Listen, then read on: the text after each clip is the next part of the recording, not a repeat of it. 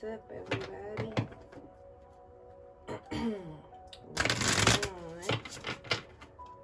Ready for the weekend? Ready for this full moon? Because the full moon is on its way. It's lunar eclipse. So that's what this is. This is the full moon lunar eclipse energy for the collective.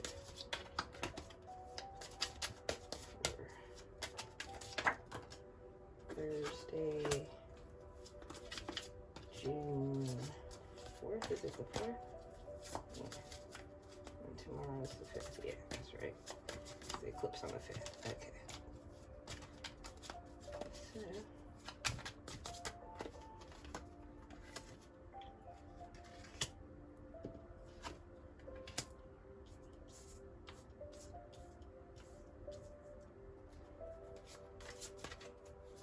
Pull one more.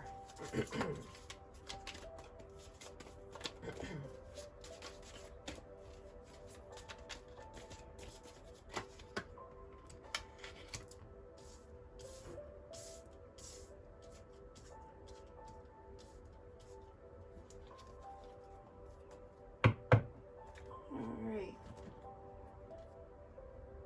So we got two major arcana energy here. You got the Rebel. This is the Osha Zen Tarot. And the Rebel is the equivalent to the Emperor. You got Silence, which is equivalent to the Star.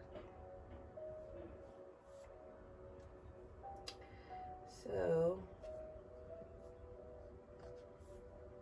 feeling very strong and authoritative. And rebel is an interesting term for what's going on right now, which is somewhat of a revolution or a rebellion for a revolution. So collectively, there's an overall feeling of taking back my power and authority and fighting for what I believe in and what's right. And we haven't given up hope. We're still holding on to our hope. And the fact that Star is represented by Silence and Osho Zen is also very interesting because with our fire and our fury, you see how the Emperor is holding this fiery torch. You know, with our fire and our fury, we are also we're also filled with hope and making statements with our voices, and we're also tired of people who are being silent to our cries for help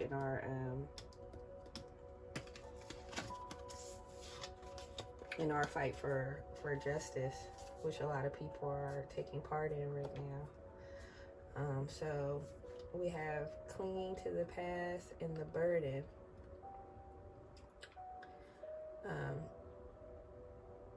A lot of us are feeling very overwhelmed. I know with all the readings that I did last week, and I concluded with Monday, a lot of people had the Ten of Wands, either upright or reverse, where you're feeling overwhelmed and you're trying to let some of your burdens out, or you're just overwhelmed and haven't figured out how to put the burdens down or ask for help.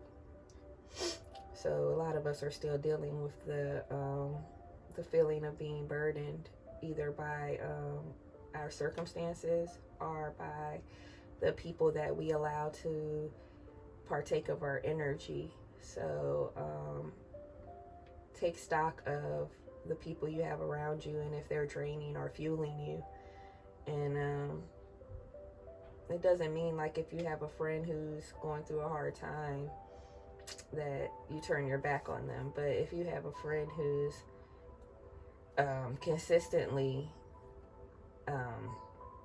draining you and bringing you negative situations for you to get them out of, that's kind of different. So you have to be able to judge what you're dealing with. And make sure that you come back to this present moment that we're in, because it's a miraculous moment that we're going through right now. And some of us are still clinging to things in the past and living in the past and living for the past. You might be trying to prove something to someone, or enact a revenge on someone, which is futile and useless. Like the saying goes, when you're planning on revenge, make sure that you dig 2 graves, because revenge always ends up coming back on you. It's never a good thing. So just live in the present moment and be grateful for your present moment. I don't see how you can, I guess if you're trying to escape this present moment because it's too overwhelming, you can live in the past. But other than that, there's so much going on right now that I don't really see how you can not live in the present moment. Everything changes day to day, so try to live in this present moment. And when you're living in the present moment, make the most out of it. Be very positive and uplifting, even when the situation is not. And it's not easy to do. I'm struggling with trying to do this myself, but you'll be amazed at what a difference it can make in your life and everyone around you.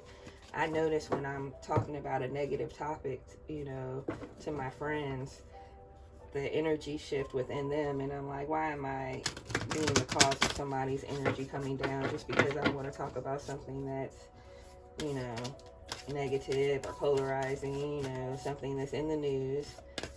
And there's so much more that we could talk about, like the moment that we're in, how beautiful it is outside, how beautiful the birds singing are, the flowers, some great future plans. This is the angels and ancestors.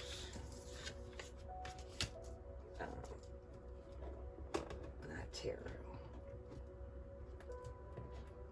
So, Oracle. That's what it's called. Excuse me. So, for the collective, for the Oracle pull, you got great teacher.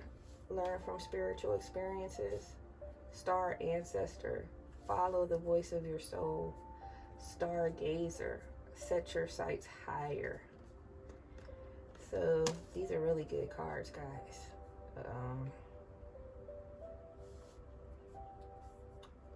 It's basically letting us know that we're definitely on our right path right now. The great teacher, learn from your spiritual experiences, is basically kind of a warning for us to keep our spirituality at the forefront of our character at all times, and don't let what's happening in the news or around you take you out of your spiritual being. You bring your spirituality into these situations. That's why you're a light being, because you're supposed to be the one to add the light to the situation. So don't let the situation change you. You change the situation. Follow the voice of your soul.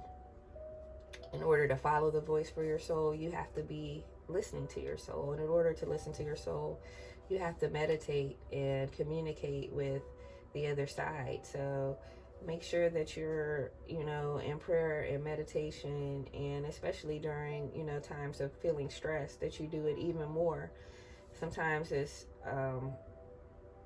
hard, and we end up doing what we need to do for ourselves less during the times that we need to be doing it more. Like right now, when everyone's, been home from this pandemic and just all these things occurring back to back to back, and we need to be meditating more in order to stay grounded and to keep hope and to keep our vision clear and on the future and on our goals and how we're able to assist humanity in the present and the future. And in order to do that, you have to be grounded in meditation and having your chakras aligned. So make sure that you're doing that, and also make sure that you're not selling yourself short. Set your sights higher than you think is actually possible.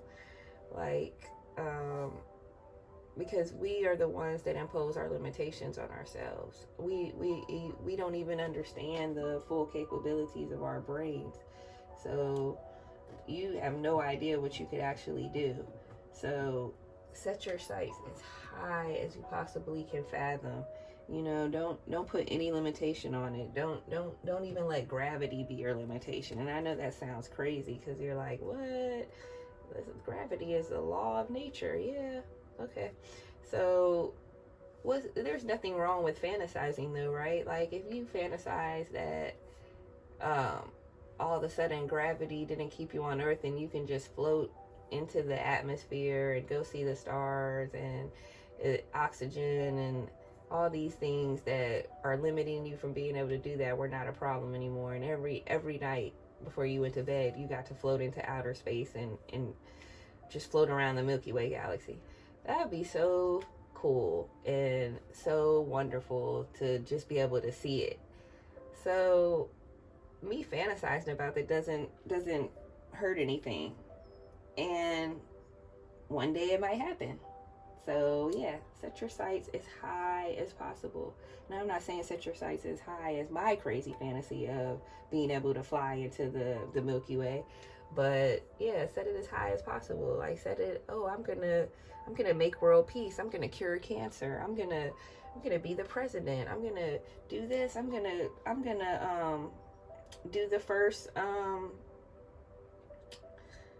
well, I don't know what surgery we still need to do the first stuff, so let me stop. But yeah, it just set your sights as high as you possibly can, and make sure you're meditating on that. You can do the 555 challenge where you write down an affirmation of something you're thankful for 55 times for 5 days straight, and then you give it to the universe.